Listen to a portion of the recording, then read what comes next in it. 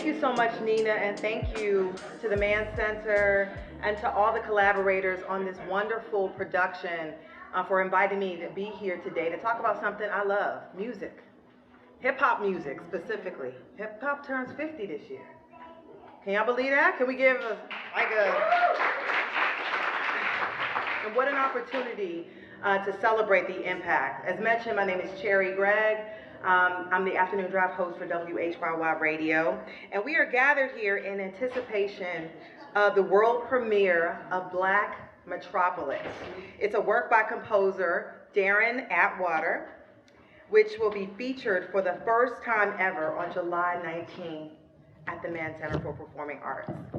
And it will also feature Philadelphia's own entrepreneur and the inaugural artist in residence at the Mann Center, the one and only Chill Moody. Can we give him a round of applause?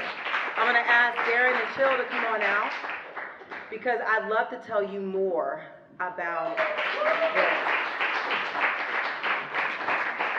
wonderful work that is coming up, and it's gonna be absolutely free. Before we have this discussion, by a show of hands, how many of you grew up listening to hip hop music? Yeah, how many of you were influenced by your hair, right? Like hair, fashion, right? By how you spoke, just the swag, all of this in the music, right? Yes? Yeah. So yeah, we're gonna talk about the impact today. So welcome. I like my spot. Yeah, I got my little. How y'all feeling? Y'all good? Y'all can hear us? Yeah, Oh, and okay. we have enough, if y'all want to, for this part at least, you can kind of, if you need to, pick up the mic there, I think that'll work. So we also have two other panelists that will join us in a little bit, as well as we expand our conversation, and I'll tell you more about them in a moment. So first of all, welcome. So happy to meet and see you both in person today. We outside. Yeah. You know, we outside for real. So I want to start with you, Darin, and just jump right in and just sort of talk about what is Black Metropolis. Give us a physical, a visual description of what we can anticipate. Yeah. Black Metropolis actually is almost a revisionist work of Paint Factory, which is a symphony that I composed in 2007, so almost 16 years ago. It was the first time I was, as a composer, investigating how we can fuse different aspects of African American culture within the framework of the symphony orchestra. So that's kind of been my mission for the last 30 years, is how do we frame our classical arts around American, what I call American roots music. Because typically when you think about the symphony orchestra, we think about this Western canon that we've been bequeathed, the Beethoven, the Mozart, the Mahlers, the Brahms. And so to have African American and American music framed around the symphony orchestra is always such an anomaly to us, right? We're wildly American, I say, about everything else except for our classical arts. So when we think of classical music, we automatically think of European, the Western European canon. We rarely think of classical music or the symphony orchestra and think, oh yeah, hip hop, or gospel, or jazz, or blues. And that's like an American issue. Because what we don't realize is like all of European music in its own quarters of Europe are their folk music and their popular music. George Frederick Handel wrote the royal fireworks for the coronation of George I, King George I. They were on a barge, right? So it's popular music. So I say it's basically Jay-Z's Big Pimpin'. Yeah. Right? Well, for but, that time. But 400 years later, 200 years later, we think of this as this, great music that has kind of come down from heaven, and it occupies this place in our culture. So that's kind of been my mission as an African American and as an American composer, is like, how do we begin to frame the symphony orchestra around our American roots music? So I started an orchestra almost 25 years ago called Soulful Symphony. That's sort of as a repository for my own work. And we've kind of morphed into doing everything from jazz to hip hop to gospel to bluegrass. I mean, we've done all American roots music around the symphony orchestra. So in 2007, I wrote a piece called Paint Factory. We were on stage. I had Timbs and jeans on, the whole orchestra, right? So I got an aunt that called me after the show. She was like, I walked in, I thought y'all were still rehearsing. You got on Timbs and jeans and the orchestra's not in tuxedos. So that was my first foray into this. We had rappers on stage. So it was like that kind of situation where framing the symphony orchestra around our music. And then this opportunity came about to almost do improvisations on Paint Factory, that piece. And I said, well, it's also an opportunity for me to, as a composer, to extend the conversation not only to include hip hop, but a lot of times hip hop is amputated from the larger African American musical tradition. So it's influenced by a lot, but it kind of gets stuck in this construct of, this is hip hop culture and everything else is outside of that. So it's the opportunity to partner with Chill, to have the Philadelphia Orchestra. So Paint Factory evolved into Black Metropolis. So which is now, how do we begin to use music to see how urban centers in cities like Philadelphia, DC, how is the city informed by the culture, and how has the music not only entertained us, but how has its tentacles gone into every aspect, from economics to politics to identity to culture. So it's more so how cities are constructed through music. Yeah. And so that's like a huge rubric for a work of art. But under that, we're able to address a lot of social issues. So I believe music should also inform us socially. It shapes us culturally. And so Black Metropolis was my way of not only of introducing hip hop back into the symphony orchestra, but then how can we begin to address and have conversations that are affecting us socially? Yeah, and can we just give Darin a round of applause, because he composed this music, Black composer, let's go, and it was like 800 pages. I asked, could I touch it? I was like, can I touch the book? Because it's musical. I mean, you have to sort of give your music to all these musicians, these very talented musicians, so that they can play in concert. Absolutely. And perform. Yeah, so it's writing for the entire symphony orchestra, but it's also, the mashup of oral traditions and the written tradition. So it's the marriage of the soul and the science. And a lot of times classical music has a science, not so much soul. A lot of times our musicians come from a oral soul position, just like marrying those two together. And just immersing myself in both classical music, orchestration, and the fundamentals that come with being a composer, but also, growing up around our music and in African American culture, hip hop, and just knowing how to actually place that in a framework where it makes sense and it feels like the music, and it doesn't feel like it's coming to you from just Virgin, the science and the soul. I like that. And congratulations to you, the inaugural artist in residence of the Mann. Yeah, feels good. Yes, congratulations to you. So, you've been curating some amazing performances, and now you're going to be featured prominently in Black Metropolis. First of all, how did y'all link up to bring you into my this space? piece? No. Yeah. Me and Naomi, I don't know where Naomi is. Me and Naomi spoke about possibly, me performing with the orchestra. It's always been a dream of mine. It's a vision of mine. I'm like, this could be big. And this is prior to even me being the community artist in residence. So when we speaking about it and when we saw it may come to fruition, one of the main things I said was, I need a Black composer. I need someone who understands classical music as much as they understand the hip hop culture. So it's not like an odd bridge. It's somebody who doesn't I'm 1 foot in, 1 foot out over here. It's like, nah, I'm firmly planted both sides of the coin. And Toby actually introduced Darin. He was like, as I said it, he was like, oh, Darin Atwater, obviously. Damn, just like that. So we met, hit it off right away, sat and played some music, maybe like 3 hours one day. Oh yeah. I sat and played him pretty much my whole catalog, the songs I thought would work. And then as I'm catching inclinations of what he's catching on, I'm like, oh, well, let me try this one. And we just dug through the catalog, and he was like, all right, I got some work ahead of me, but I'm going to put it together. And he took all of the music, and my position in it now is through this Black Metropolis, this new world we've created, I'm like the protagonist. Here's the journey, the Odysseus' journey through this Black Metropolis. But we're also telling a story, like a timeline of hip hop. This is how, this 50-year anniversary of hip hop, we're celebrating that. So it's like, how can we tell this story of hip hop in a different way? So let's tell it through this person's eyes. Let's tell it through this protagonist's eyes in Philly. So it's Philly based, it's got Philly roots, it's got my music attached to it. So a lot of the original pieces, some of them are from Paint Factory and revisions of Paint Factory, and a lot of it is my original music in collaboration with the Philadelphia Orchestra. So yeah. And you've been performing for quite some time. Yeah. Love your music. Thank you. Very positive, lyrical, Yeah. intelligent Yeah. music. And so, but you about to be in front of an orchestra, brother. Like, Right. that's a lot of, like, I mean, it's a lot of y'all look, on we stage. do the walkthrough, and he's showing me 94 people on stage. Have you ever been with 94 Nah. people? That's what I'm saying. That's a lot. That's a big So deal. like that's crazy. Like yeah, the orchestra's like 30 people. I mean the choir's like 30 people, and I'm like, oh, this is going to shake the table a little bit. Like I'm excited. Yeah. And when are you hoping to shift? Because we spoke, a bit, Darin, and we spoke about how, hip hop as a soundscape, was sort of like bringing in other music, but this is sort of like original creations, musicians sitting in the room, Right. a bunch of musicians. Yeah. You got choirs. Yeah. You got an artist here. I mean, Yeah. this is all new. Yeah, it's about creating soundscapes, and I think the other day we were talking about another one of my objectives in this was how do we return hip hop to these sonic soundscapes that the origins of the art form came from.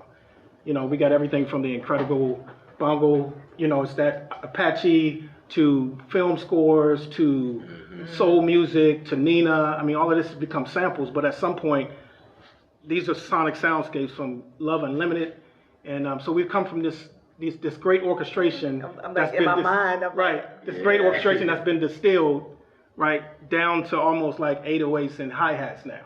Yeah. So we've lost the spine of these great sonic background. So that's another thing I wanted to do was create a work that returned the music and the musical language to something that was much broader than just a backbeat, a hi-hat, and an 808, right?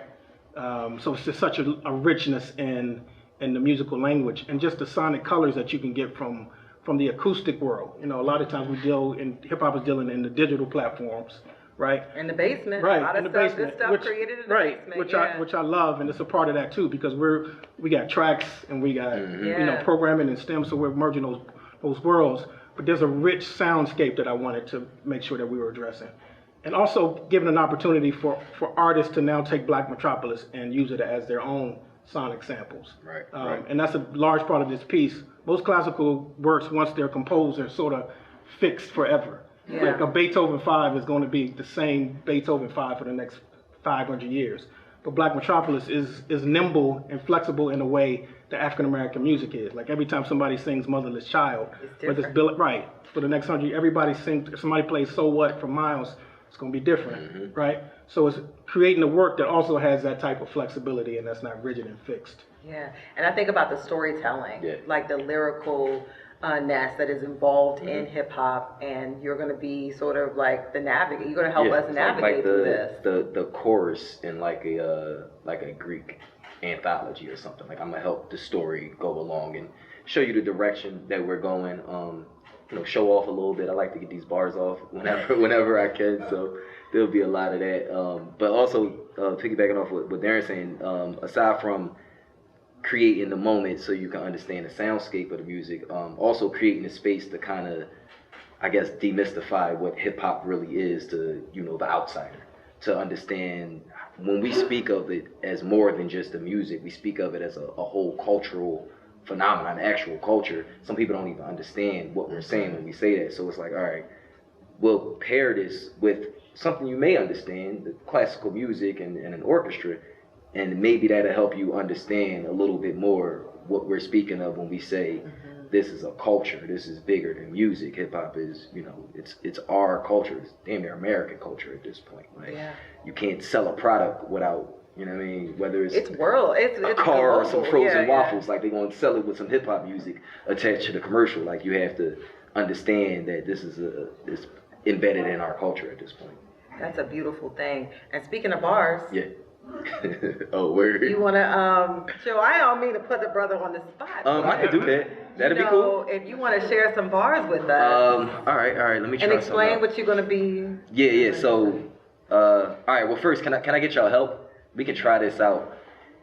You don't have to be able to sing or anything like that or keep a beat. It's a simple enough chant that I think we could, we can make this work. So it's like So before he says that, this comes out of the second tableau. So the work is broken down into 4 tableaus or scenes. The second one is called Dangers, Toils, and Snares.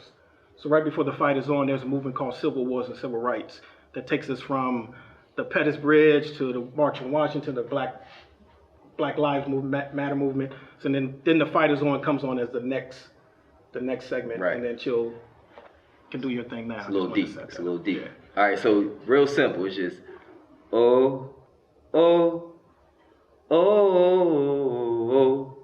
That's it. Oh, oh, oh. Keep going. Oh, oh. There we go. Oh. A little louder. Oh. All right, I think we had it. Now just keep that going for me. Stand up, hands up, will be accounted for. Too many centuries at war, I lost count at 4. Your information was off, due to the fact your foundation was flawed. Some insight on why it's taking so long. Whole nation designed, devoid morals. Hate personified through racist statues and murals. It's in the palm of our hands. Wu told you it's yours. Realize this country was built by us, not for us. A tough pill to digest. Convo should never digress. Keep applying the pressure. Progress, a slow process is tougher cause we've been stepped over, distant, forgotten, left for dead. All I can say is hold your head. The fight is on. Give yourselves a round of applause. That was beautiful. Thank you. Can we get Phil a round of applause? So a song like that, "The Fight Is On," was one of the first records that I played for Darin. He was like, "All right, I see where we're going with this," because he's like, we can go so many different directions. We talk politics, we talk economics, we talk culture, we talk police brutality, we talk civil rights. All in that was 12 bars, but I'm touching a lot of different points. And when you hear the music behind the song, it's like, all right, we can do it. And it was serendipitous. Yeah. Like the music was in E What minor. you call them? God winks. It was a God wink. A God wink. It was a God wink. So the movement that I wrote that precedes that, Civil Wars and Civil Rights, is in E minor, has a snare behind it, has a choir. And I heard this, I was like, oh man, it's in E minor. I don't even know. I know. I don't know what that means, but it sounds, yeah. It worked though. Yeah, colors have emotions, they have feelings. Like if you write something in E minor, it's a different feeling than if you wrote it in A major or something like that. Yeah. So it was just those type of connections that were just like, okay, it's the same. We were sort of in the same orbit around. Mm-hmm. So you were able to find alignment and help tell the story, and it's all. Yep. Yeah, and then he's also able to jump on certain songs that I had composed. So it's not only Chill's music, but he's rapping on, soundscapes from some movements that I've composed for the symphony as well. So Yeah, when y'all hear this, how many of y'all are intrigued for this world premiere? Oh yeah. Hold up. Right. And I think we want to zoom out a bit because you're going to be telling the story, right? You're going to be telling the story of hip hop, and you think about how hip hop has evolved. Mm-hmm. And I got to ask you before I bring our other two, what made you choose that genre of music as yours? The super cliche, I did not choose hip hop, it chose me. Only thing I chose was I decided what's my position in this, because I have to be part of this culture. I have no choice. I grew up, everybody dressed a certain way, everybody speaks a certain way, our hair was a certain way. My brother used to have cornrows, I went and got cornrows at a time.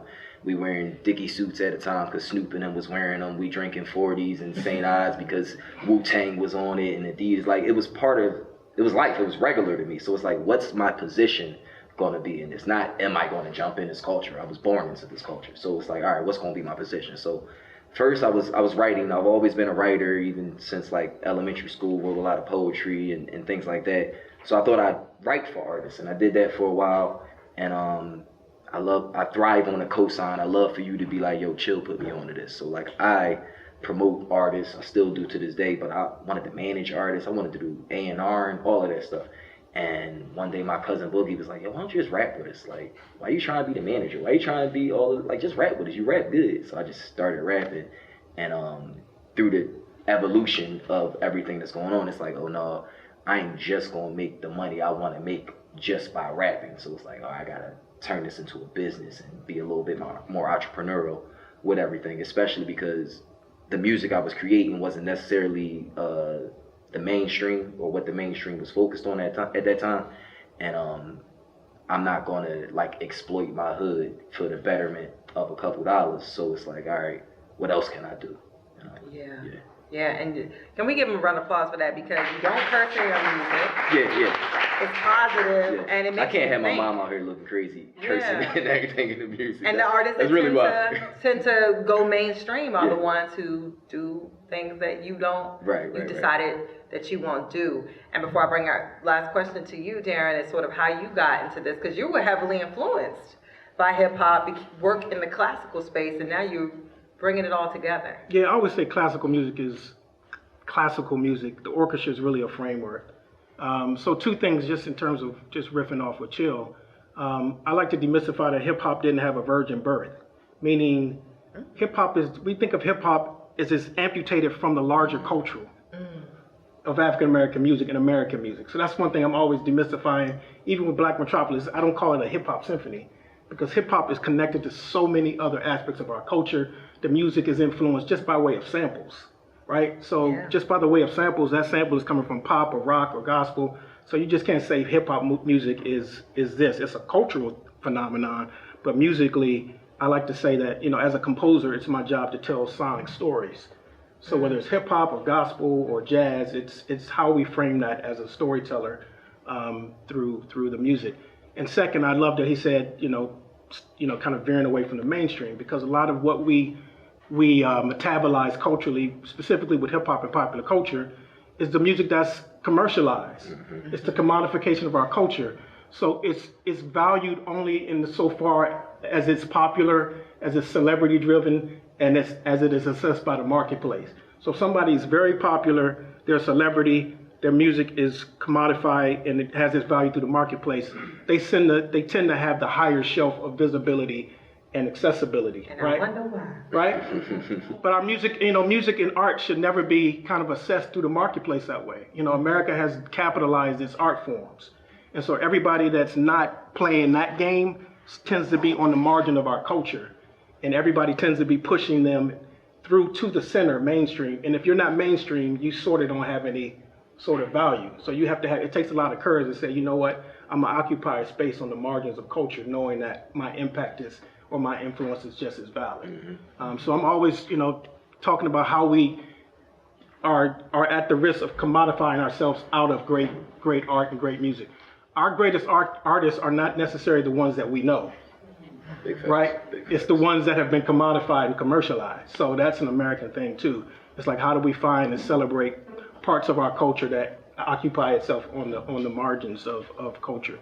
And I always think about artists that get discovered, and they be like, "Oh, you blew up overnight." You're like, "I've been 25 years in the game." Exactly. Yeah. 25 years. So making that line of demarcation is really important, and just having, you know, opportunities in pulpits like yourself is to like tell that story. It's like our greatest music is not actually necessarily the music that we have access to all the time. So you almost have to be an anthropologist to go searching for great art sometimes, because what we metabolize is that which is mass media and most commercial. Yeah, because sometimes what they serve you isn't always good for you. Exactly. Either. Right. Exactly. And so I want to bring in our additional two guests as we expand this discussion. I want to welcome community activist and therapist Shesheena Bray, a community activist, an engaging male coordinator for the Department of Behavioral Health, and I think you have a new role now. Gabriel Bryant, thank you for being here.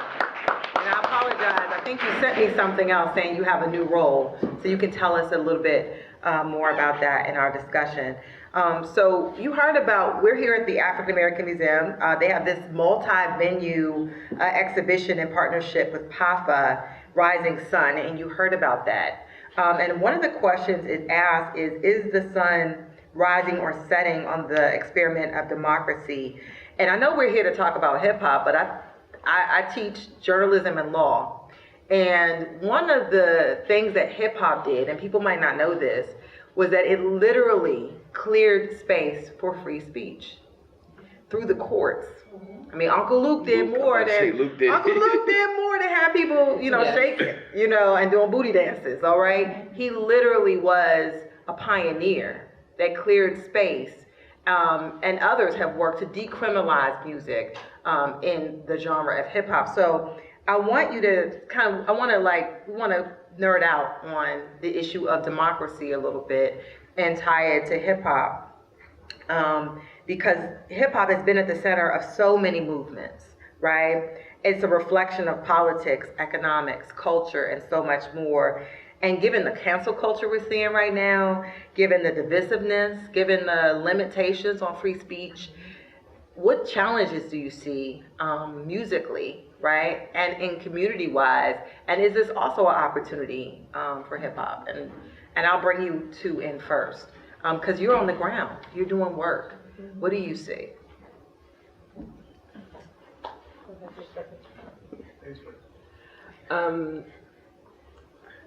Something that was said earlier in terms of commodification is something that to me is most paramount in terms of what's happening around music. I think this internal war of authenticity, how do I be true to myself? How do I get my individual liberation, my individual freedom under this microscope that we live under our current conditions? Oh, excuse me. I'll use my teacher voice. My bad. You know, I think that happens when you lean back. Yeah. This is more my style anyways. I think that internal tug of war around who I need to be, how I should be, and then seeing people get praise and profit from one way of being, and then recognizing this may not align with my spirit, this may not align with what I know to be true, but what option do I have, right? Mm-hmm. And so resources are finite, right? Everything is finite, and so when we talk about like the American experiment, everything comes to an end, right? Yeah. We cannot continue to operate environmentally in the way that we have, in the way that we interact with each other. You just named several different things about the way in which we interact with each other. Financially, a lot of what we're doing, I'm not saying none, a lot of what we're doing is just not sustainable. Mm-hmm. And so there will have to be inevitable turnover. There will have to be harder decisions that will be made. Some of us will have to sacrifice ideas that we had about how we could be or how we should be in recognition that this will only be momentary, right? Yeah. Like the spotlight will eventually fade, and what will you be left with, right? And so, you know, I think it can be scary. I think there's a lot of sad aspects of that. And I think about nature and just the cyclical nature of things. I think about everything having a season of bloom and everything having a season of death, which ultimately brings about change. And you see, hip-hop is 50 years old, but like Darin said, it wasn't just born one day, like it came out of womb somewhere. And so, but it is evolving. And we see like this internal struggle within the genre, within music, and within our culture generally. And Gabe, did you want to comment on that part? Definitely, thank you for that. You know, there's a Mos Def first album, that's eBay, but you know, at the time Mos Def's first album, on his intro, Figuring Out a Man, he has a comment where he says, you know, if you want to know where hip hop is going, where are you going? Mm-hmm. Right? If you want to know where hip hop is going, you know, ask yourself, how are you doing? How are your neighbors doing, right? How are people doing? And for me, that's a complete reflection of what our community has to take a look at, right? He says on the song, you know, if I'm smoked out, the music is gonna be smoked out. Yeah. If I'm stressed out, the music is gonna be stressed out, right? And so I think it's very profound, because at the end of the day, you know, the music is often a reflection of life, and we're putting those bars together and those lines together based on our experiences and our personal reality and our personal narrative. And if one's personal narrative is such, based on the traumas and the challenges and the difficulties, that's gonna be in the music. And you know, if you want different music, we probably have to address the conditions of the people. Yeah. And we haven't thought through that yet. And so that would be my initial thought on it. And I'll close by saying that I think that there's also obvious inequities in the ways in which, as Shesheena offered, that some artists get certain resources and others don't. And for, you know, I'm sure Chill understands that from the bottom of his heart. I'm sure Chill understands it, and been in those rooms where it's like, okay, why is, you know, X artist getting all the airplay, getting all the podcasts, getting all the this, that, and the third, and this artist who's either as talented or better is not. And so we're going to get that, right? So we have to look at those as well. Yeah, thank you for that. And I'm going to zoom out, because we're going to talk about one of the top 10. I was like talking with a friend of mine a couple months ago. We were like, yo, like what are like the top issues that you hear talking about in hip hop songs? It was like, yo, money. Right? Money is a big topic. Like everybody has a money song, no matter like if it's the most lyrical or if it's the most hood, like they're gonna talk about money. So we're gonna start with, economics, right? It's a big thing. And one of the things you said, Cho, was when we spoke, was that you listen to any song, you listen to any artist, you can almost tell when that song was made and what was happening around the time. Can you talk about how hip hop was born and almost like a certain economy, and this has been a big focus from the very beginning. Continues to be. As the story goes, and as I'm sure we've heard, it is, birthed as the music of a voice for the voiceless. A ground level, the bottom.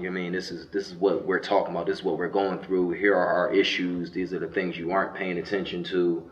But it's there's also party music and all of that within it. But it's the overall synopsis of what's actually going down on the ground floor.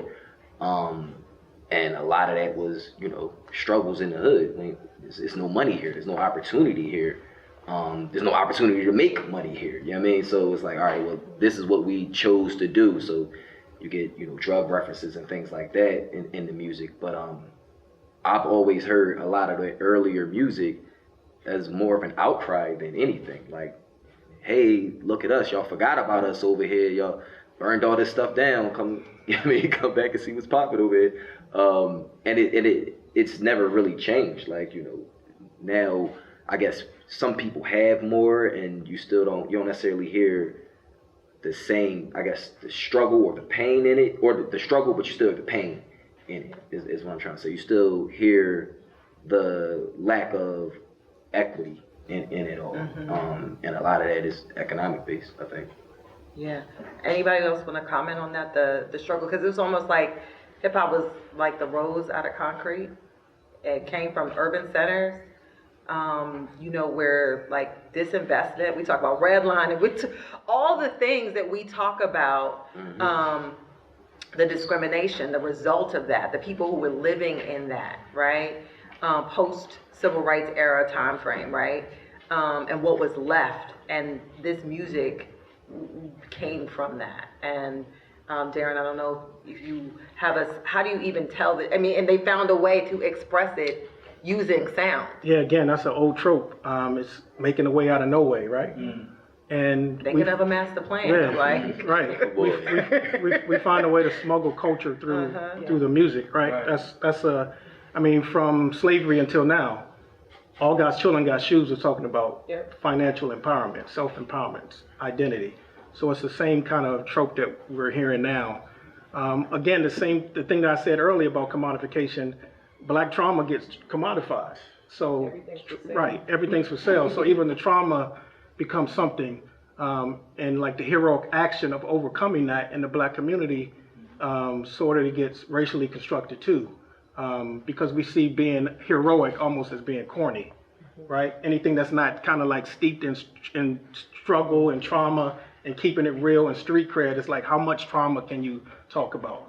But the people who don't have trauma, it's like when Yeezy came out with like wearing polo, or Will Smith, it's like, oh, that's corny, right? The more trauma it is, it's like the more credibility it gets, right? And then the more trauma that begins commodified. So I always say it's like, that's absolutely how it began, but how do we begin to use the music as ways to not only speak to the real trauma that's happening in these places, but what's the heroic action? What's the end? What happens after you slay the dragon? Where's, what I'm saying? It can't always be about the trauma. It's like, how do we overcome that? And that's what our music has always been about. That's what blues music is about. That's what a blues people is about. It's facing adversity with optimism. And how do we overcome that? And that's what true hip hop culture is about. It's telling the real, keeping it real, but we overcome this by this.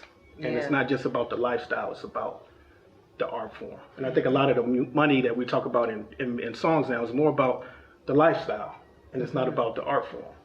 That's real. And And when we think about sort of this idea of trauma, and both of you work in mental health spaces, the commodification of trauma. Like you think about, I think about so many hip hop songs. It's like split. You hear one like, being a single mom, like teenage pregnancy on one hand, those kind of songs, and like, trying to earn $1 and survive, right? And then on the other hand, it's like selling drugs, crime, all of those things. And if you talk about, all of this is sort of centered around the condition, right? The urban condition.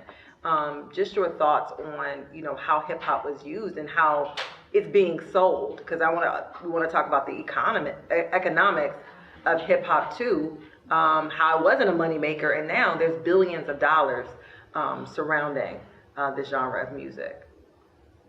Yeah, when we were in the green room talking earlier, I was just naming, and this is something that I often say and I sit with, is that anything born under capitalism, patriarchy, white supremacy has to be interrogated very often, and interrogated with intent. And so hip hop is not excluded from that, right? And so we know the ways in which it's been commodified, the way in which it's been taken, the way in which many artists are exploited, right, for a much larger purpose. And so, I think there's a way in which we need to interrogate, how do we reclaim something that is birthright? How do we reclaim something that we've always done, using music to deliver messages, instruction, get free, offer hope? How do we start to be more intentional about the reclamation of those aspects of our music, so that we have a tool, because that's what it is, it's a tool, so that we have a tool to move forward through this next leg of our lives. I was thinking about the Earn Your Leisure podcast, and I'm like, where are the Earn Your Leisure type songs? Like, give me some, some stock advice. Give me some in the lyrics, don't just tell me to buy the block. Tell me how to buy the block, right? That would be amazing. And so, again, I still think that's finite. That's a means to an end for right now. But yeah, it's an interrogation, and I think we're collectively responsible for that. It is not those people out there, and it's not just artists, it's us as consumers as well, who are responsible. Everything lives and breathes through our consensus. If we don't keep giving these things consensus, they have to start to die out. Absolutely. Yeah, and we give it our attention now, right? The views, the streams, all of that. Anything to add there, Gabe? Yeah, I would just offer that, I hear some of my best hip hop in the city when I'm going and visiting programs at high schools and colleges. Yes. Like young people who have no vested interest in the contract and get signed to a label, but I'll go to their classroom, I'll go to their library, I'll go to the cafeteria and have some of the most amazing lyrics, amazing lines, amazing bars, because they're just writing it for the love of it, right?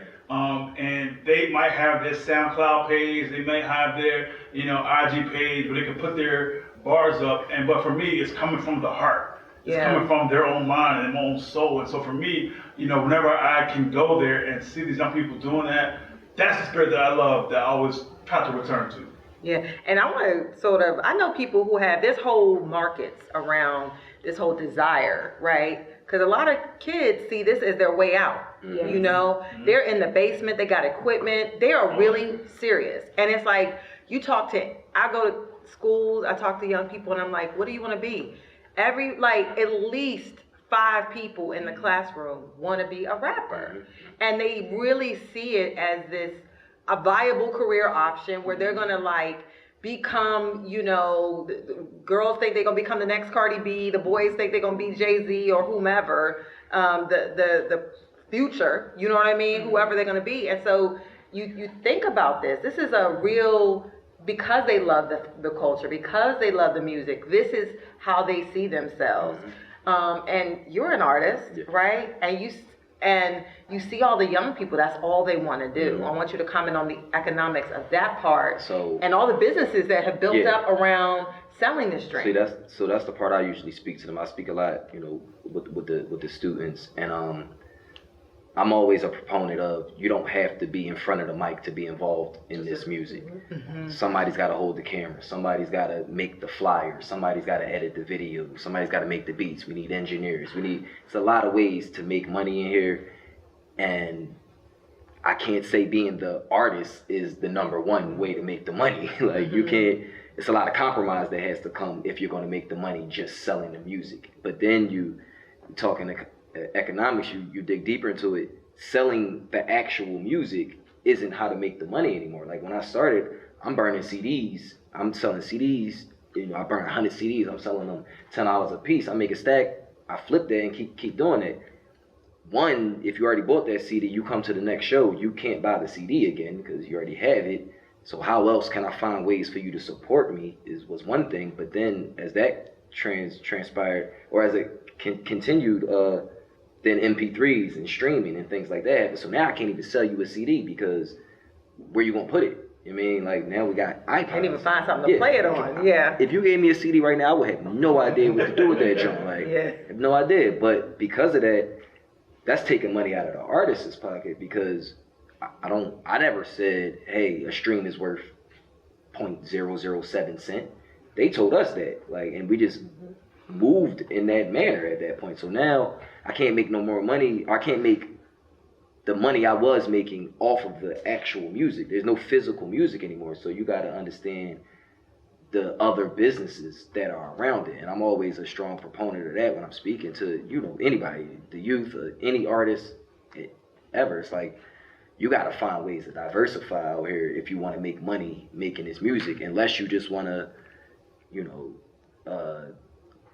follow the mainstream, follow the trend and do what they're doing. But even them, they're like ball that's players like, almost. They got merch. So the thing with the trends is, I always tell people, a trend by definition has a beginning and an end. Yep. Why do you jump into something that automatically you know is going to end soon? Like where's your, especially without an exit plan? Like what are you going to do? How you going to maneuver in this situation? So I just always promote that, like find ways to diversify, because you're gonna need it. You can't sell that physical music anymore.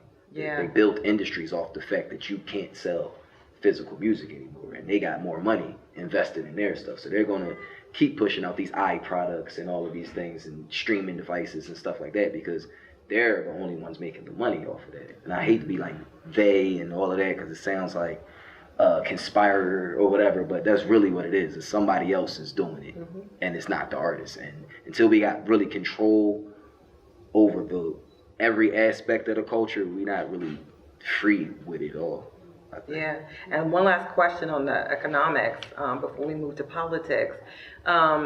You think about, I mean, the music, hip hop is a billions being made.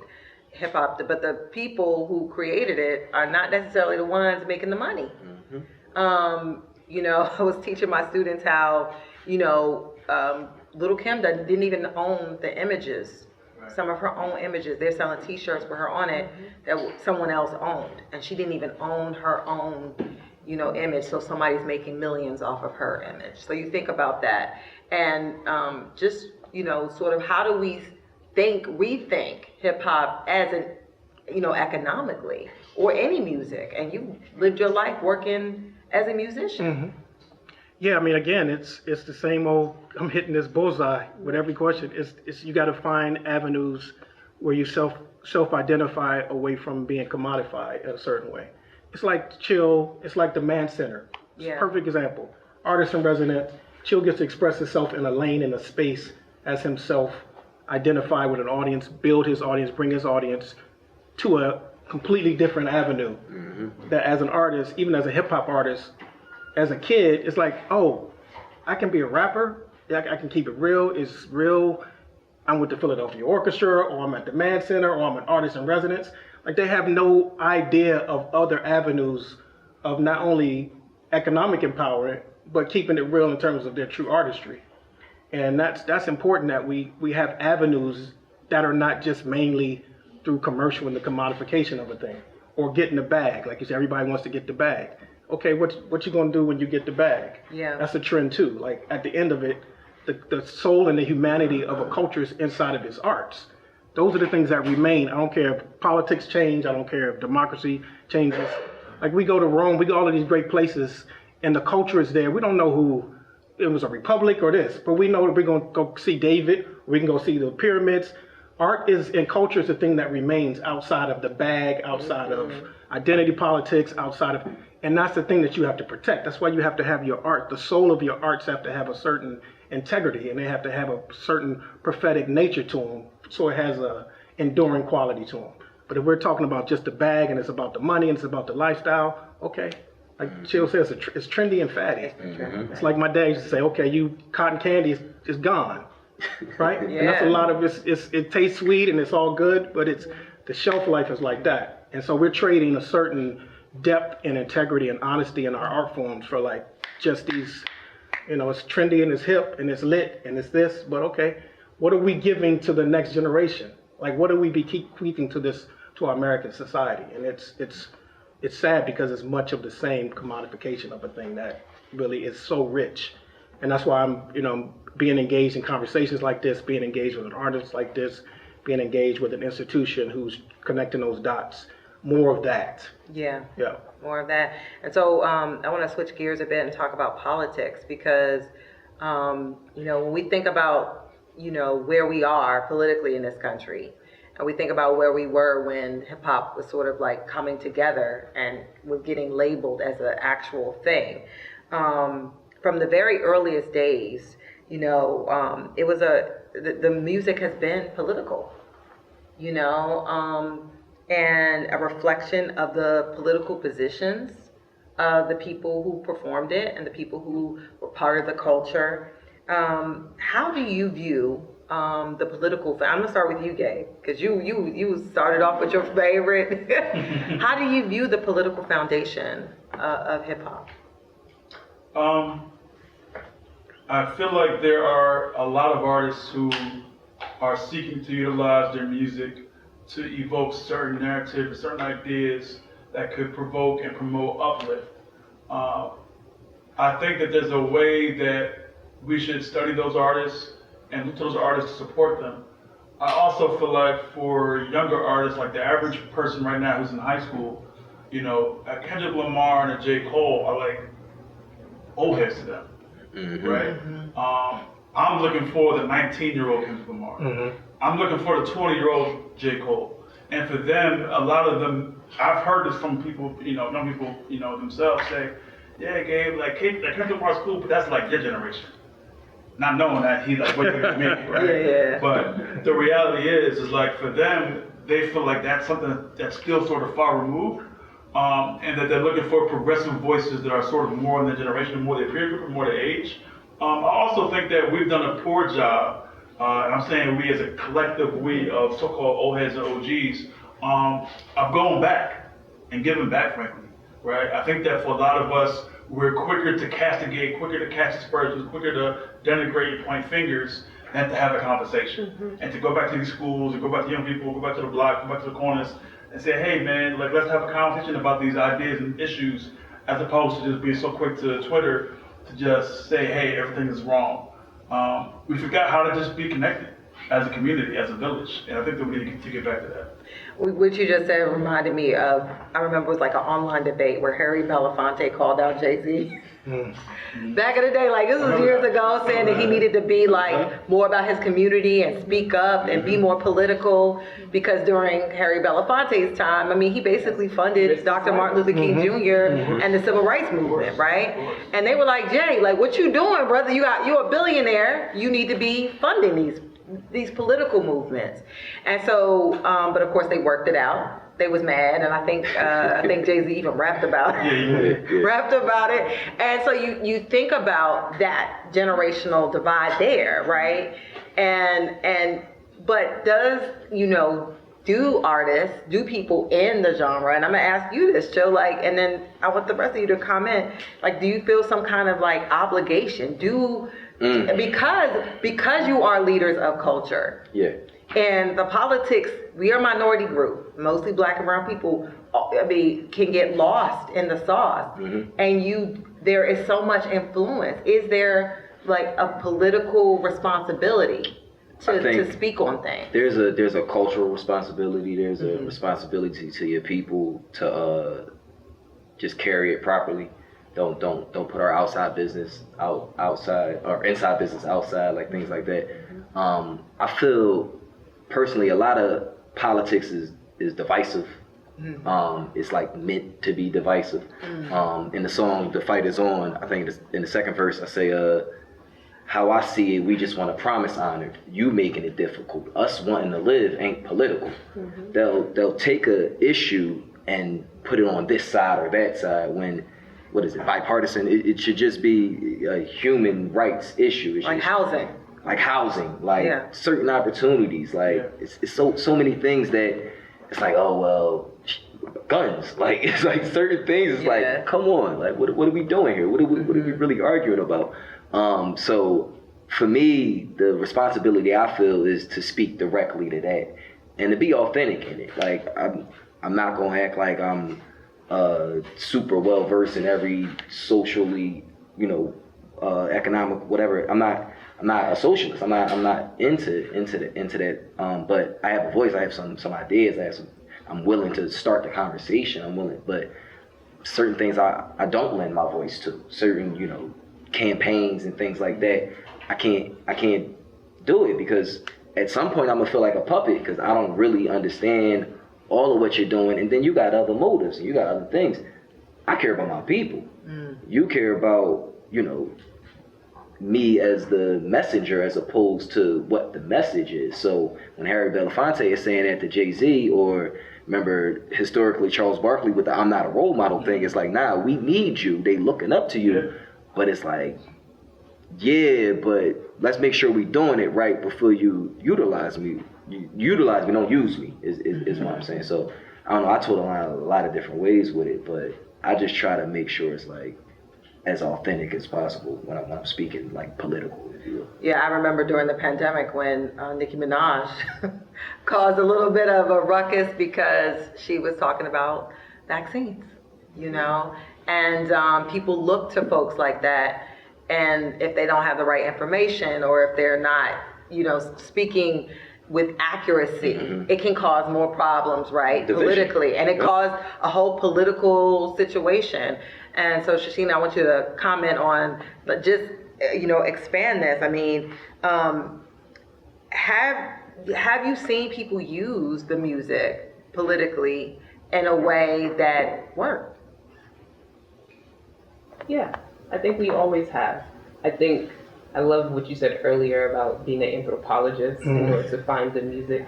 As a side note, you all should definitely do some long form analysis. There's some heady people like me who just love to Oh yeah. Yeah. But yeah, I think the music has always, it's never one, it's never either or, right? Depending on what your focus is, depending on your conditions, depending on what you've been encouraged to focus on, you might only see this part of it. And there's so much more available. There's so much music that is uplifting, that is fortifying, that is redemptive. And so yeah, it's definitely there. And I think a part of, in this conversation around politics, everything is political. That's how we were politicized. Everything is political. So the artist and then the art is also political. So we're talking about power and influence. And so, to be honest, it's a lot of responsibility. And I get why someone would be like, I don't want to be responsible. I want to get free. And so I understand that, because as people, we want to feel security. We want to feel good. We want to have enough means to take care of ourselves, like our own little piece of the pie. And so we will become very individualistic in order to do that, but not recognize when you have a platform, it's not just about you anymore, right? And so I think one of the things that we've lost is we don't have a collective, we talk about culture, but there are a lot of people, we're all different people in this room. We don't have one definition of culture. We might agree on 4 topics, then we get to that 5th topic, we're like, nah, I don't agree with that. But having a shared sense of culture and understanding is what also then creates accountability. We have something to call you back to, right? This is our standard, this is what we understand to be true, this is what I'm gonna call you back to. Now, I understand that's what you want to say, that's how you're feeling right now, but what is the collective impact? And so, yeah, it's we don't want to do it, but yeah, I believe it's a part of our work. I believe it's a necessity. Yeah. And also, real quick, I remember I had an idea to get a T-shirt made that said, "Most rappers are liars." Right. Most rappers are liars. Yeah. Right? They're liars. Yeah. They're telling a story. To tell a story. I remember Artistic I was expression. showing my niece a whole bunch of old school videos on YouTube, right? And I got it made, special ed, classic, right? Yeah. But he's talking about having all these cars while rapping in the junkyard. And so my niece was like, why is he rapping in the junkyard talking about being so wealthy and rich? And she's 10 years old and she can see through it, right? And so the point, and he's 16 years old at the time, right? Special ed. The point that I'm trying to say is that I remember Jadakiss saying, most rappers are thousandaires, not millionaires. Yeah. And it kind of goes back to, the ways in which exorbitant levels of wealth have been sort of put on the front burner, right? But just the realities of how they're living, right? That Fonte so good about talking about from Little Brother. It's like, the reality of how we live is actually very different than the visuals that you're seeing. And so perhaps if we gave people in general, not even just young people in general, more of a picture of actually how we're living day to day, our day-to-day experiences, what we're thinking about, taking our children to the school, to the doctors, right? Putting that in music, there might be a different way to connect. And I think about, I saw an interview with some of the city girls, and one of them has a daughter, and she says she would never let her daughter do some of the things she does. And I thought to myself, oh my goodness, there's so many girls who are trying to have their hair like you and be like you and dance like you, and you would raise your daughter a totally different way. And so it is a lie. A lot of it's just an image. When they go home, they take the wigs off, and it's a totally different thing. But I want to talk politics within hip hop a little bit before we move on to our next subject. C. Dolores Tucker, everybody remember her? There was there. I said it earlier. They're like, it was like a big thing. Like there was C. Dolores Tucker, civil rights activist, well known, has ties right here to Philadelphia, and went on created a movement to clean up hip hop because she didn't like the lyrics from gangsta rap. And she wanted to change it. I gotta ask y'all, politically, was C. Dolores Tucker right? Yeah, I mean, I think to her point, you call people to accountability, and that was beautifully said. I mean, it's the individual. That's the danger of individual sovereignty. Sometimes flies in the face of collective health, right? So you have this idea of identity in itself is about freedom, right? That's the most political thing that you can have is your identity. And so that's what the whole social justice thing is about. It's like my agency, the limits of my self-expression, right? I should be able to create those. So calling people to identity, calling people to accountability is something that she definitely should have done. It's something that our generation is a little hesitant to do because it's like this is the first generation where you got a mom that's 50s listening to the same music that somebody that's 18, 14. Like there was always a line between adult music and young music. Like, oh, I don't listen to that. What are y'all listening to? Like your grandmother, your mom. When I was growing up, we was first listening to rap. I remember we got the whole Sugar Hill Gang thing, right? It's like, what are y'all listening to? It's like, okay, I don't get that. That's very rarely a thing now.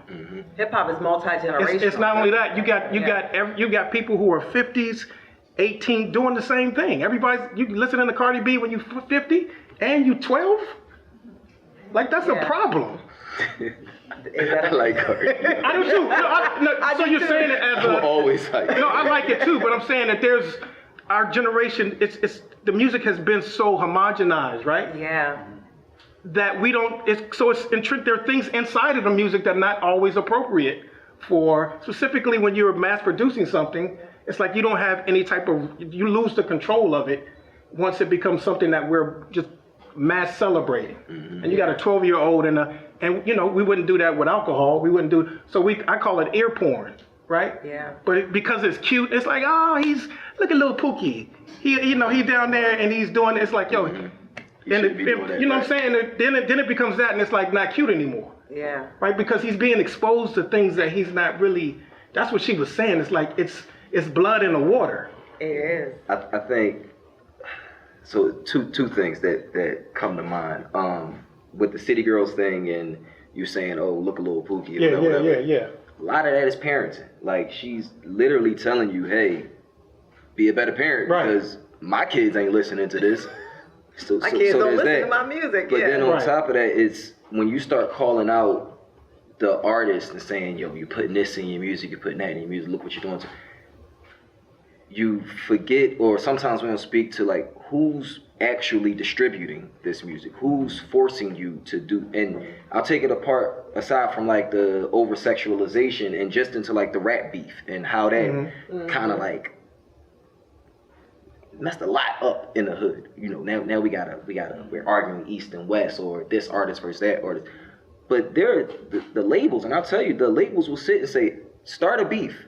Go ahead and start that beef with them, because that's what's going to sell. That's what they keep perpetuating this cycle. And I feel like the longer we argue amongst each other about it, we forget kind of like the bigger picture of it, the politics behind it all. Like, politics as usual. That's what we're talking about. Like, they still playing the same game, and Yeah. I don't know, you pawns at it. And the older you get, just to interject, the older you get, you understand how nuanced the world is and how varied human experience is. So it's not binary saying that we shouldn't have this. My thing is, like, we don't have enough of a counter statement. There you go. Yeah. There you go. Yeah. Like, our It's cultures don't becoming have like counter that. statements, right? We have these narratives in our community, and we don't have strong enough counter statements. And we're gonna pivot to culture because, and I'm gonna throw this in there too, because there was a beef. Well, it was a baby tiff, more like where India Irie, everybody knows India Irie, brown skin. I can't sing, so I'm not gonna do that to y'all. But she called out Megan Thee Stallion, who is on top of her game, on top of the world right now, for twerking on stage at the Essence Festival. She said she's not against twerking, she's just against it. There's a time and place for everything. And that was a person calling out a younger person, saying that this hundreds of thousands of black people, this was an opportunity, right? And y'all used the opportunity to twerk on stage, a wasted opportunity. I'm looking at you, Shesheena, like, you got a comment on that? When do I have Right, things exactly. Well, you know, first, I'm never gonna police the bodies of other women and femmes. You know, you make your choices. I think even taking it back to the See the Lord's Tucker thing, you can be both right and wrong at the same time. Yeah. Right? And you know, how do we? It's very important that we recognize that, yes, we can offer critique, we can offer call-in, but one, we have to check, like, what's at the root of this? Is this coming from a place of my own pain? Is this coming from a place of, I feel some type of way, right? Like, what's at the root of this? And considering also what's at the root of this, how is my statement going to be used by outside forces that love me to talk about this thing, right? And or love me to do this thing on stage, right? So while I might be saying I'm doing this as an individual, or I'm taking this stance as a politician or as an artist, you have to pay attention to how others will use that against your community. And cause divisiveness. And cause divisiveness. And so I do think there's, you know, I don't know what the perfect way of is, but I do think there's a way in which we need to have conversation. I think, you know, I will stand on my soapbox every day of the week around social media and how dangerous it is. It is literally reshaping how we think. It is reshaping our relationships. You know, I had a moment in thought, I'm like, if we didn't have social media, would that moment have even happened? Right? Like, people might still dance, people do what they want to do, but would that moment happen? Would we who weren't there have even heard about it? Would we have even heard about it? Right? And so, there are ways in which we do things, and so I don't know if, I didn't even know it was like a 12-point tweet that went out regarding this matter. I don't know if that's helpful, right? I don't know if that's gonna get to the root of what's really needs to be discussed here. Yeah, that's a good segue to culture, because I mean, we're calling out a culture that's part of the culture. It's a thing we do. It's part of the dance culture of hip hop. But there's a lot of fun. Yeah. Like, I mean, it's like crazy fun. Like, I wouldn't be anywhere else. Yeah, and I mean, and hip hop has literally changed American culture. I mean, there was a big discussion on NPR yesterday about the influence of hip hop on country music. One of the whitest genres is now being shifted. Yeah. What we've been told is one of the whitest genres. We've been told that. Yeah, it's starting to shift a little bit, but I mean, it's been the sound. You listen to it, it doesn't even sound like it used to sound because all of the folks grew up listening to hip hop, and that influenced how they created music. And so we see it's changed culture, music, dance, fashion, theater, language. Bling bling is in a dictionary, y'all. Okay, that was a Lil Wayne rap. You know what I'm saying? So, I mean, it literally has changed language, knowledge itself, sound. And so just reflect on that, yo. I mean, you're in it, Darin, you're in it. I mean, it's changed so much around us. Yeah, as I said in the beginning, it's like I was born into it, so I notice now how accepted things are that I've always done. That I sit in board meetings and speak the way I speak. I see Joan billboards everywhere. Since when is Joan just like acceptable? I used to say Joan, they like, why do you talk like that? Now it's just Joan, what's bull name? Whatever. I don't want to talk about There have been anthologies written about like Joan, like let's analyze it linguistically. Yes. Right. So the language, like Nice Things, my company, Nice Things, it started from my cousins just having their own vernacular, their own Dun language. Like Mobb Deep used to say the Dun language. They used to always just say nice things, say their own thing, and it just picked up. But this is prior to social media, so it picked up because I used to, we'd go to our cousin's house on the weekend. So I'm down my cousin's way, and I bring it back to my hood, and now it just travels. Seeing that, social media, internet, and all this stuff has made that certain thing that used to happen global. Now, Bad Bunny just made a record that's similar, just the same beat pattern and everything as Lil Uzi's I Just Wanna Rock. That's Philly worldwide. Bad Bunny is huge. He's global. Yeah. I love the impact that we have on every culture because ultimately it's all going to be hip hop culture, and that's, I don't know, I think it's the best. Like there's no other way I've really ever seen myself. I mean. Yeah, and Darin, I mentioned country, but hip hop is like in every other form of music, it feels like. Yeah, I mean it's infiltrated, but I always say it's also come back around to itself. Like the music, hip hop comes from Louis Jordan and the jump beat and the late jazz. So that influence that it's having on gospel, it's having it on. You got a whole stream of Glasper and jazz now that's got hip hop. So yeah, it's the spirit. To your point, it's the spirit of that joy. It's that lilt. It's that beauty of it as well. That a lot of times in the conversation we've been talking about politics and some heavy topics, but it feels great. It has a certain lilt and a certain joy intrinsic in the form because it comes from we overcome despite. And that's the American we. Like I said, sometimes it's hard to separate black art from blackness, and then America. It sort of gets put in this same nexus. But you don't have hip hop music without European Scottish ballads. That's what we forget. Even as African Americans, we think that we were really amputated from the music of the homeland. So it's really no real African American music in terms of its purity because it's been influenced by European culture.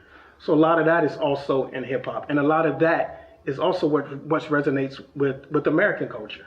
So a lot of times it gets structured in terms of a black art, even Black Metropolis. Oh, let's go enjoy, black culture. Right. But no, it's only African Americans where our stories become racialized. Like it's like me liking The Godfather. It's like it's an Italian. I need that story. That story informs me as an American. I'm richer because of those stories that come from these different aspects of our culture. So I think hip hop is no different. It's kind of ascended a place where it's transcended all of these racial boundaries.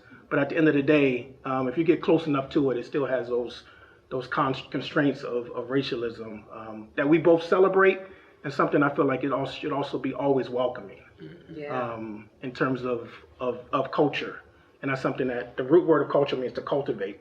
So it's our job to always be informing and always opening up the music to not only inform ourselves but inform our communities. When I hear Native American rap, you know, hip hop Right. artists, Yeah. you know, Afrobeats has a very like hip hop, you know, flavor, the lyrics, you know, communities across the world, the indigenous communities in Australia Absolutely. choose hip hop as their language and the way that they speak. And that's because there's publicly. freedom inside of it. Yes. They sense the freedom. And yeah, that's what people want. They identify with that aspect of it. So they're able to like weed through all of the other and say, okay, that represents a certain, I resonate with that aspiration of self-identifying and freedom.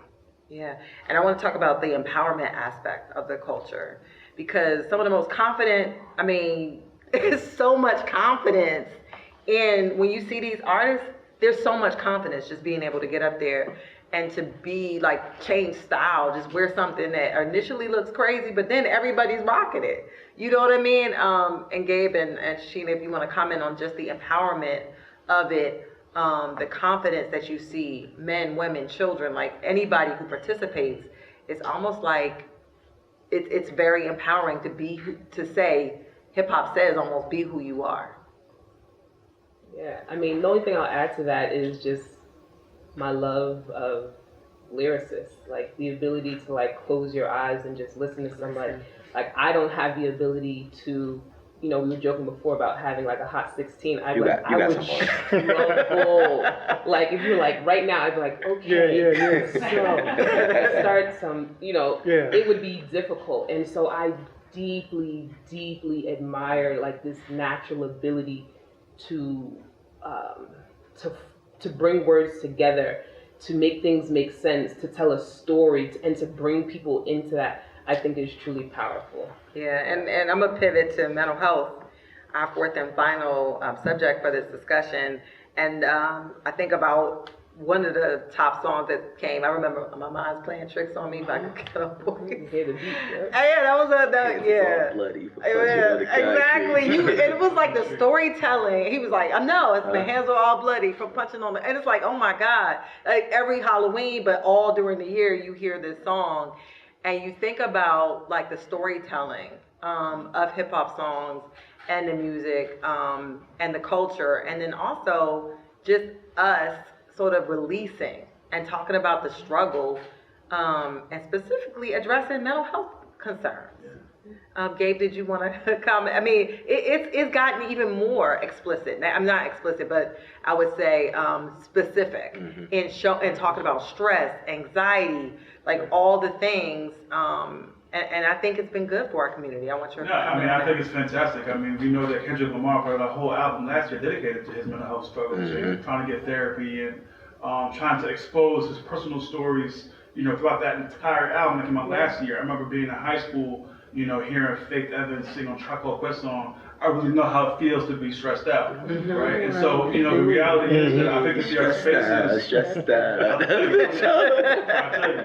And so the reality is, man, there's always been, I feel like every couple of years, there's been a focus on how are we feeling. How are we feeling? I mean, Meek Mill had a whole song called Traumatized, right? Talking about his experiences and losing his dad and all these things. And so what I'm thinking is it's becoming part of the overall zeitgeist and popular culture around how do we seek mental health, particularly for a people it's been a stigma for so long. Right? It's been a stigma to access mental health care. It's been a stigma to say, hey, I need help. It's been a stigma to say, you know what, I'm not feeling well. I'm not doing well, right? And so for me, I love the conversations that are coming from it, because it's showing that we all have some work to do and some healing to do as we all seek our wellness. Yeah, I think about Megan Thee Stallion and getting shot in the feet, and she got her new album Traumazine coming out, and like the trauma of that, like she was very like open about how traumatized she was about getting shot and then having to go to a trial. And so there was a day when you wouldn't share this kind of information, but now, I mean, it's like I got a whole album. I'm gonna tell you everything. I'm gonna pull the curtain back and let you know how I'm feeling. I mean, this is I mean, hip hop has always had that, but it's becoming more, I think, exposed and out there. Yeah, I think that's always a good thing for artists to have that freedom of expression, but that vulnerability, because it takes a lot of vulnerability. A lot of times you can twerk, and that's safer to do than to share your heart. Yeah. And I know that's kind of, but it's a thing. But also our institutions, like our churches, our centers of faith, those were always places where we went to experience catharsis. So it was in our music, it was in our institutions. And the more that those things become constricted, the more that you find outlets for those things in your music. And so I love that there's a movement that may or may not make it to the premiere, but it's called Crystal and Caviar at the Salamander Spa, right? So I'm dealing with mental health, and the chorus is just saying woosah for like 2 minutes. They're saying woosah, and of course I got that from Bad Boys and Martin.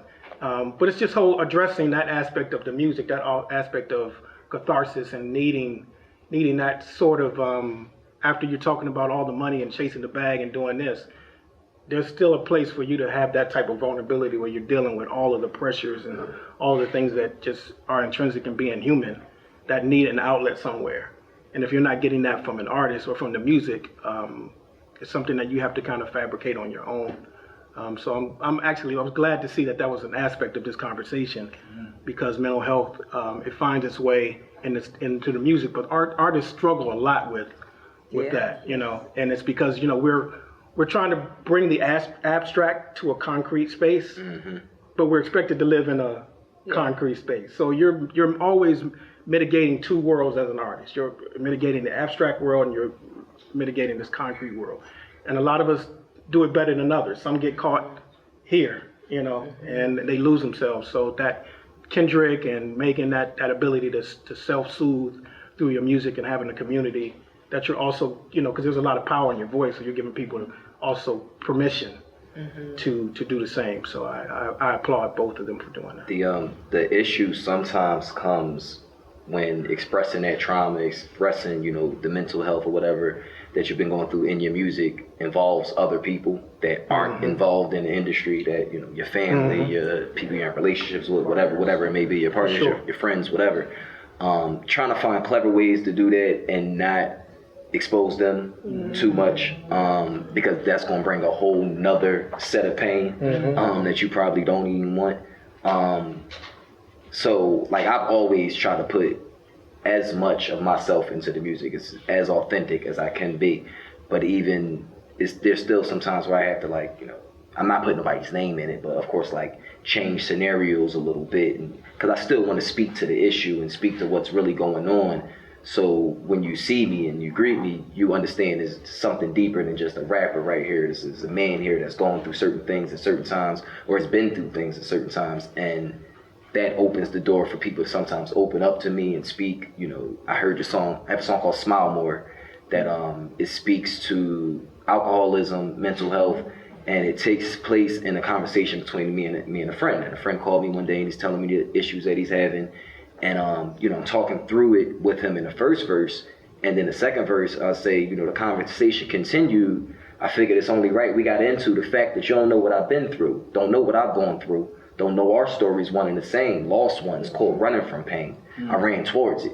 So I'm telling him, I had my issues with alcohol and I ran straight to it. But this is an actual conversation that I had with one of my mans. And then they called me after it comes out and they were grateful that I was able to express it in that way. But I was nervous as hell putting it out, because I'm I don't know how he's gonna, feel about this. And nobody knows who I was speaking to at that time, but he knows. And that matters sometimes. But I applaud artists that are able to be as open as they are, and some even more than I could ever be.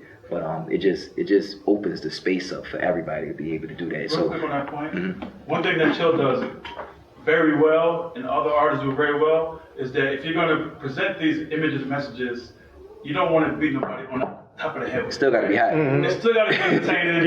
It's still got to be hot. It's still got to be thorough. It's still got to, you know what I mean? Because I think part of the problem sometimes is that we still have artists that think that just because the message is so-called good, that the music's gonna be good. No, you gotta make it a good song. DMX Slippin' is a good song. Right. And then we can kind of deep into what DMX was saying on Slippin'. Exactly. But it's a good song first. It's a good I agree with that. I think that's important too. For sure. Yeah, and I want to open it up to questions from our audience. If you all have questions, please let me know. And Nina can take the mic to you. You wanna?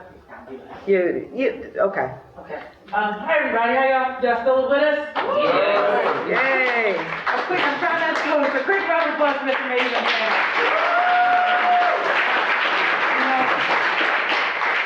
In the poetry world, we call this a sacrificial poet, but I'm going with the question first to encourage you to get interactive and ask questions as well. So one of the things I found interesting, I did return to the room a little bit later, but Darin, you were speaking a little bit on the trajectory of music and hip hop, and it called to mind for me Blues People by Imam or Mary Baraka. Yep. And Formerly Leroy Jones, right? And Leroy Jones, That's right. 100%. Yep. And it talks a little bit about how hip hop has followed the same trajectory that jazz did. Right. And then I'm tying back to jazz being the true American art form, tying in the influences that you're talking about of how that was connected to culture and how our culture was cut off to some degree, even though it was preserved in other ways.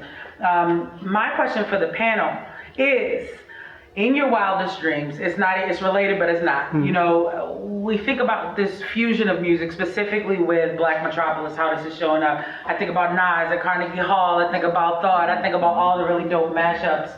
My question is, in your wildest dreams, you know, what is the role of hip hop in the future as it informs movements, as it finds its place in commonplace culture? What is the trajectory you see for hip hop and culture moving forward, or the one that you dream of? You know, if it's being influenced by other genres, or if it's coming more from this social media world where we're all connected and everything is instant. Thank you.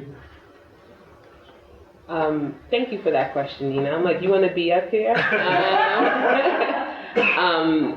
I always appreciate the opportunity to dream or to vision. I think, well, I won't get into that. Yes, thank you for that opportunity. I think in my wildest dreams, I think about music being more healing, right? Like to what we just, from the conversation we just had, right? You know, music has always been used in ceremony and in ritual. And so like, and I think hip hop already touches this, but I would love to see it touch it with more intention in terms of thinking about like how literally from the notes to the tracks to the lyrics to how to the drum beat and to the layering, like how do we use that for the restoration of our well-being, right? This morning I was listening to Beautiful Chorus, and that this is their new album, and they got into, most of their music are like just mantra, right, over and over again, positive affirmation. And at one part they started going like, yeah, and I think that's what it was. But if you listen to Toby and Nigua, it was the same thing. I'm like, I know exactly where you got that from, right? But it was fusing clearly what they've been influenced by, what we are influenced by, to pour in. And so that would be my wildest dream, is like, you know, some type of ritual, and it's like, yeah, it's over a hip hop track, you know?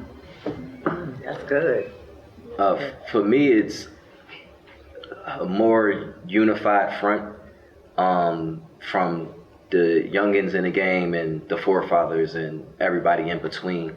In the simplest terms, I feel like if hip hop had a union at a time, streaming wouldn't have happened and thwarted the financial gain of most artists the way it did. The way these writers just went on strike because of what Netflix is doing to them is the exact same thing that happened to every independent artist, and there was no one to speak up for anybody. But through that unification of the culture, we can really speak to the issues that really thwart our communities, that we're really suffering from. And when it's a unified message, I feel like we're not arguing amongst each other, whatever, and we can get some things figured out. And music being the universal language that it is, a lot of you, I'm sure, have been to a Wu-Tang concert, and you see how everybody's different at a Wu-Tang concert, from ages to races. They unified. You know what I mean? It's a lot more artists that do that, but that's indicative of hip hop. I don't know a lot of other genres that are able to even do that. We need to understand that, unify under that, and then figure this shit out. You know what I mean? You feel me when I say what I'm saying, you know what I mean? Yeah, I'll just say I want hip hop to be more healthy. And not just, as to your point also, which is great about mental health, but also physical health. I mean, we've lost a lot of MCs to just bad health. They had to reach 60, right? Biz Marquee, Prodigy, Fife Dog, Tribe Called Quest, MF Doom. I mean, so many rappers who are heroes to us who came up in the genre didn't all die from just being shot, right? You know, rest in peace to, PNB Rock and all the others, right? Takeoff. I'm talking about brothers who just didn't make it because of poor health choices, right? And so I think that I want to be able to look at, Shock G, right? I mean, so many of the names go on and on. MC Trouble. You know, what can we do to assure that Black and brown folks are living their best lives, even from a physical health standpoint? Because right now we're not. Yeah, for me, it's removing these social markers that we have around celebrity commodification. I mean, it's just it's so much more nuanced. The culture, whether it's hip hop or culture in general. I think once we kind of remove these markers, for me, the dream is to have just like the richness in our culture, the things that we ascribe, ritual and healing, elegance, sophistication. Things like that seem to be sort of ascribed to other things that are intrinsic in our culture, intrinsic in our music. They get kind of like hidden and baked into swag and charisma, but there's a certain elegance and a certain nobility in our art forms that a lot of times doesn't get noticed because it's just always about, being lit. So it's just the nuance of that. And at the end of the day, understanding that we're all creators, we're all consumers of this thing, and that it's not really the artist, it's the call and response between the audience, the artists, the consumers, the producers, and we're all creating culture at the same time. And it's art a lot of times gets reified, like music becomes a thing that's more important than the actual thing that we're doing together, right? And that's a concept that it's like, oh, I'm listening to music. No, you're participating, you're contributing to culture. Like if you come attend this, you're like, you're a part of culture right now. Like we can't have this conversation if we don't have people that we're sharing it with, and everybody's shared experience is what makes our national identity and things like hip hop arise, because people have decided to participate from all points of view, like Chill said earlier, setting up the mic or coming here, and we're all creating culture all the time. And it's not just music, it's fashion, it's what we eat, it's what we wear, it's putting a little flower in your hair, little girl, and you're like, okay, that's a part of our culture right there. She's making a statement right there. So it's more of a broader sense of culture, and music is not just kind of a compartmentalization of what we're doing, but it's a mix, and that's being informed by each other all the time. Politics is informing music, which is informing the politics, which is informing fashion, which is informing social justice, which is going back to the music, and it's kind of all happening at the same time in real time, and understanding that you're a part of that whole, and you're not just on the end receiving as a consumer, but you have the power to participate and to help shape by what you choose or don't choose. I love that. Can we give them a round of applause? Excellent.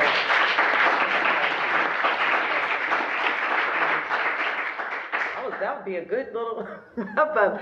Any questions from the audience? I saw the nice lady in the yellow there. And you know what? I'm gonna put it down. I'll just take it. Yes, there you go. So I get the pleasure, I'm looking at Mr. Our artist in residence. I work for the Mann Center. I head the education department. And so part of this artist in residency has Chill working with our young kids. So we have a program at Overbrook High School where like the kids, you guys are talking about the voices from young people, and that was mentioned several times in the panel. And these kids in this program get to learn all the ins and outs behind the stage, right? Like production, learning how to build everything behind making music. But the kids had a listening party recently, and Chill was there. And when we were listening to this album that these high schoolers, now I don't know if y'all know about Overbrook. I mean, we have multiple shootings a year. We're losing kids left and right. It's in deep West Philly. We thought this album was gonna be hard. Like, it was gonna be like the beats, the lyrics were gonna be all like, it was the softest album. Like the first song was Own It, and the first lyrics are, the trees are speaking to me. So with that set in mind, with that, and I get emotional even thinking about it, that these kids found a space to be soft and to like express themselves. So what do you guys think about that? Because that's actually the underbelly of our young kids right now in the toughest of places. That's right. What y'all think? Excellent question. I mean, we spoke that day, and that's exactly what we landed on. Like, who knew what to even expect? You know, talent-wise was one thing, but content-wise, it's like, what are they about to do? What's about to happen with these students? I graduated from Overbrook. It was crazy when I went there to an extent, but at this point, like, it's wild in West Philly right now. So I'm like, I'm assuming that it's going to speak directly to that, but a lot of it was like, here's my escape from that. And I think, you know, that was important for them to be given that opportunity to escape. That's all we're really missing is opportunity, whether it be metaphorical or like actual opportunity, tangible opportunities. Opportunities are lacking. And when we gave them the opportunity to express themselves, we saw what they did with it. And I'm sitting there talking to them like, you putting this on SoundCloud? You need to put this out. Like, all of you need to.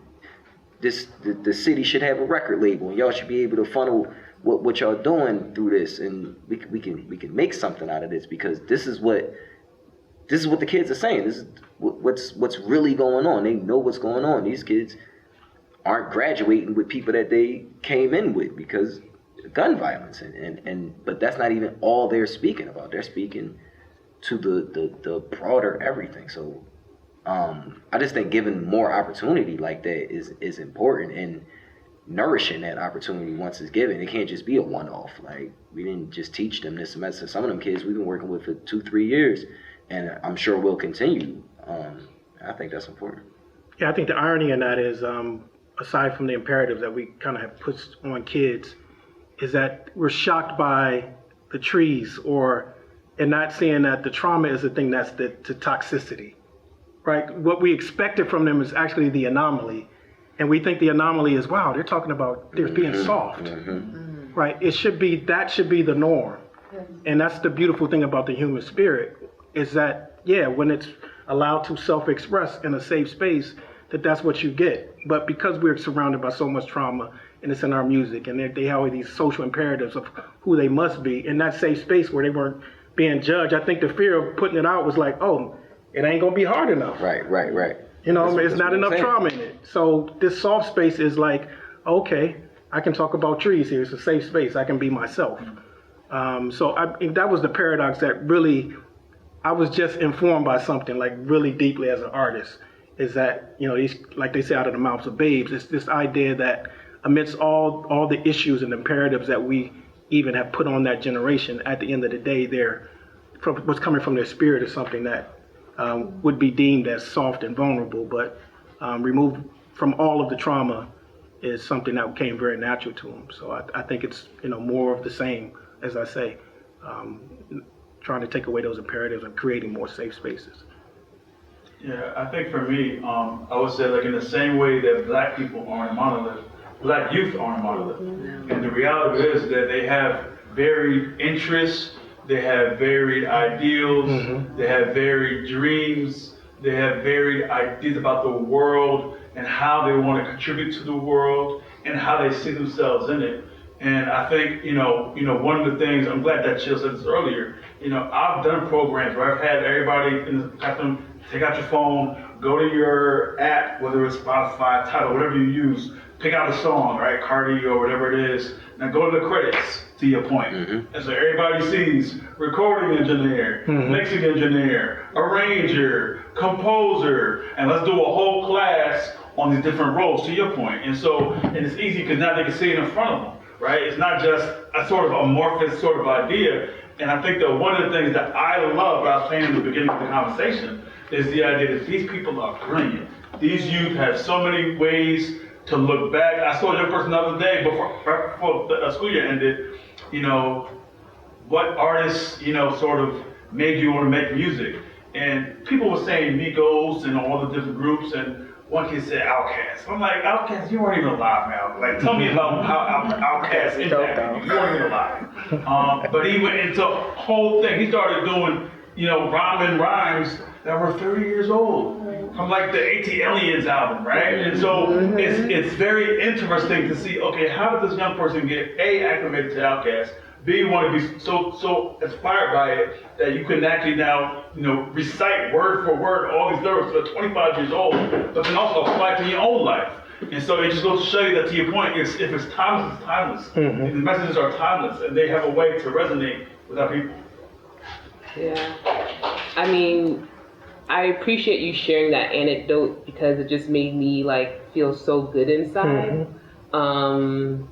Because that example, what we're calling softness, which is really our humanity,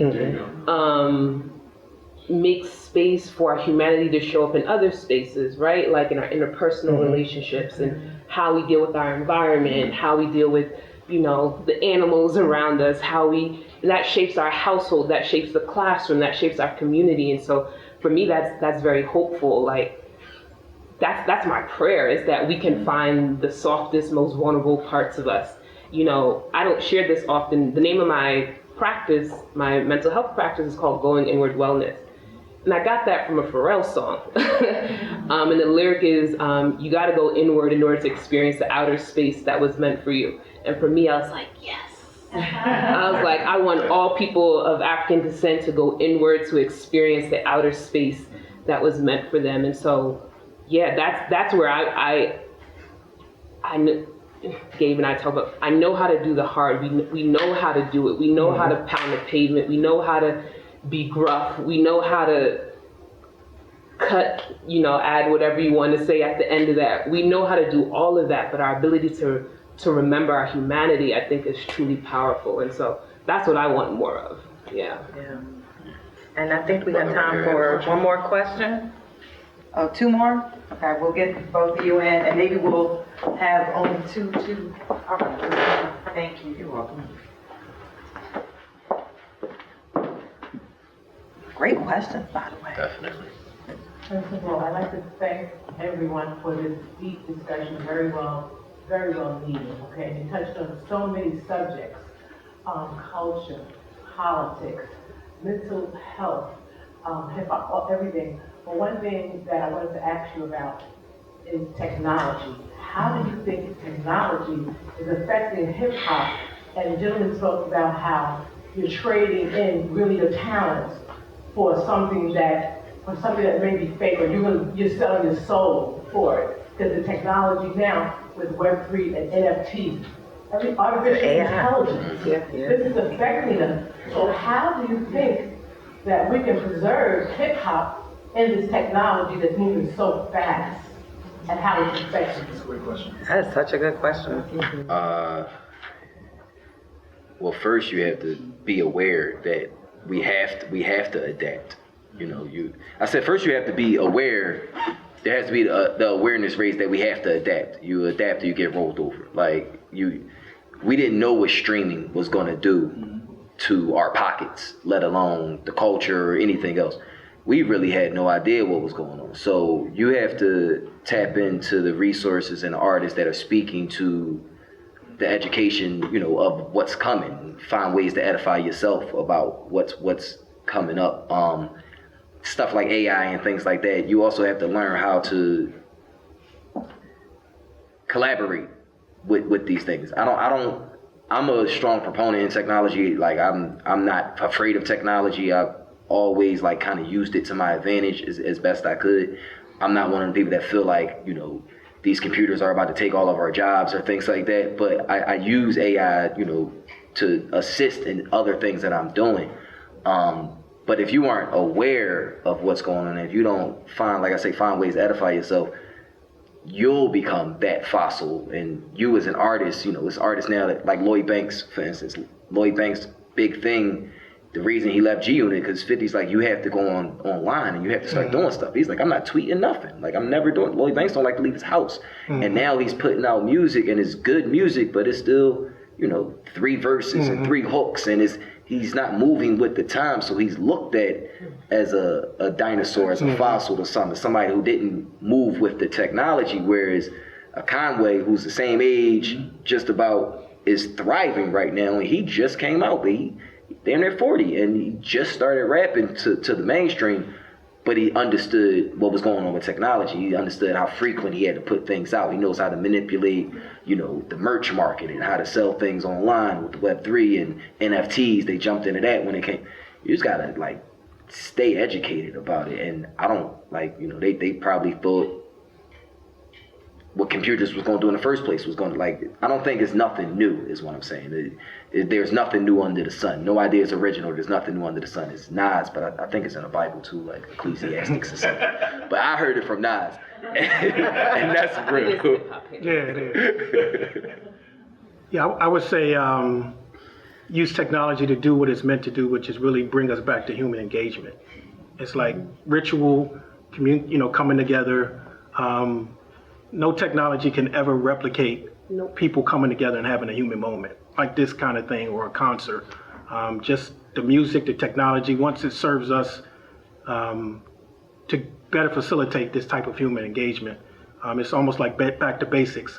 I think about Avatar, like when they do these space operas, and when they kind of get to the end of all the technology or all the storytelling that happens, they go back to indigenous people, right? It's like back to the thing that is like most primitive or most human about us. Whether it's like cultural appropriation, you can talk about whatever that conversation is.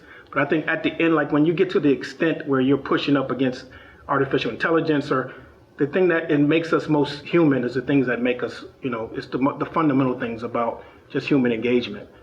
So my rudder for technology is that it always is a cul-de-sac that brings us back to experiencing moments like this where we have to engage with each other, whether it's through the music or through parties, eating, fashion. It's just all about how we come together and engage as human beings.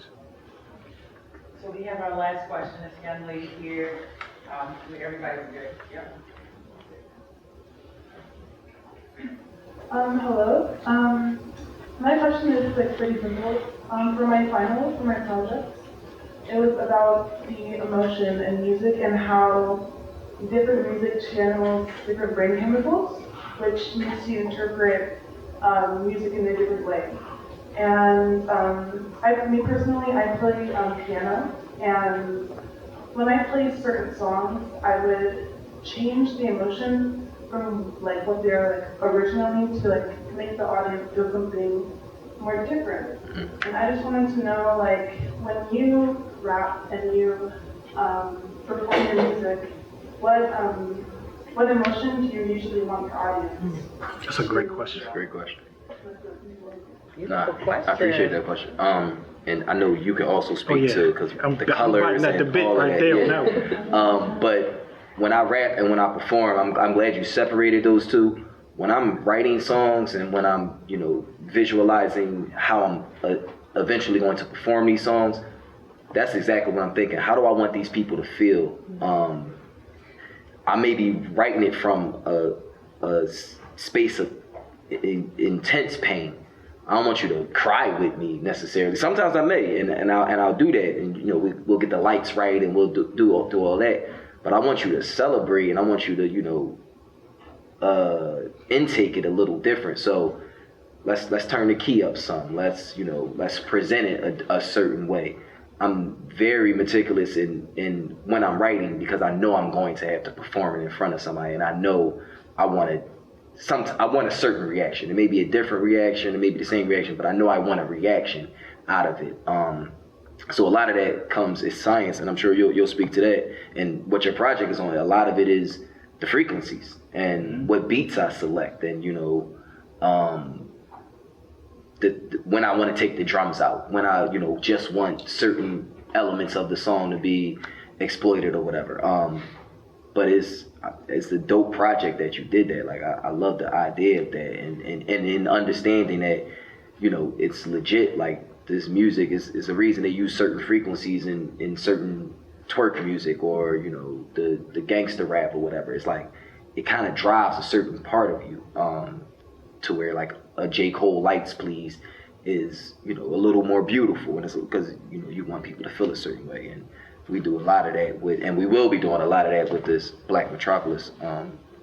Joan, I'm sure you can speak to that. Yeah, I mean, you dived into the pool I was about to swim in with the frequencies, but it's really, at the end of the day, it's about, I mean, if you automatize everything that we do musically, it's energy, intention, and frequencies. Like the orchestra tunes at A440, like there's a certain frequency in the oboe at A, right? Lower frequencies with the bass, 808s, that's in hip hop music, is in the contrabassoon. Like I have a contrabassoon playing on a couple tunes, and it's just so low, and it's because the frequency. And you would think it's the darker the frequency, the darker the feeling, but it's not. It's about the energy, and it's about the intention. So that's what you feel in dark music or light music, and emotions, and all of that can be manipulated by the artist. And a lot of times, if they're not aware of the science and the frequencies behind that, it takes on a different life. And I think that's the importance. I applaud you for studying that aspect, because that goes back to healing. That's musical therapy, sound therapy. So that's having a knowledge of that, along with whatever you're creating musically, puts you in a very special position as a healer, as a lot in terms of music. But it's definitely all about frequency and your intention as an artist, and understanding whether it's a digital platform with 808s or drum beats or the certain frequency of a hi-hat, or it's like, what am I going to do with this piccolo and what am I going to do with this double bass? It's all the same thing, and the combination of those things really speak to the type of message and the type of responses we want to engender, not only with the audience, but ourselves as creators. So continue on. I applaud you. Yeah. Wonderful Bravo. question. Thank you for that. I think we're going to close out now, and I want each of you to give some thought to this in a sentence, sort of, as we wrap up. I want you to encapsulate what you think the power of hip hop could be going forward in just a sentence. And I'm not talking about a 15-word sentence, 10 words or less.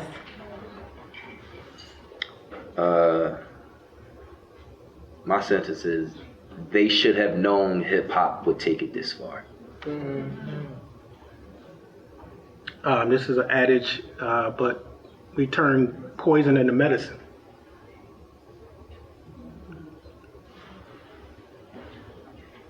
So we trade more time. Trying to get them 16 No, bars together. like, the only thing that came to me is like, I am because we are. Like that. Boom too. Yeah. Yeah. Love that. I would say hip hop is a tool for African liberation. Ashe. Ashe on that. Rest Thank you in so peace much. and Can we to the give poor. our panelists, Gabriel Bryant, Bray, Darin Atwater, and Moody, a round of applause. I'm Cherri, Gregg. I'm going to hand it back over to Nina. And our moderator. Give it up for our moderator, please. Let's go. Cherri, you did a great job. Thank you.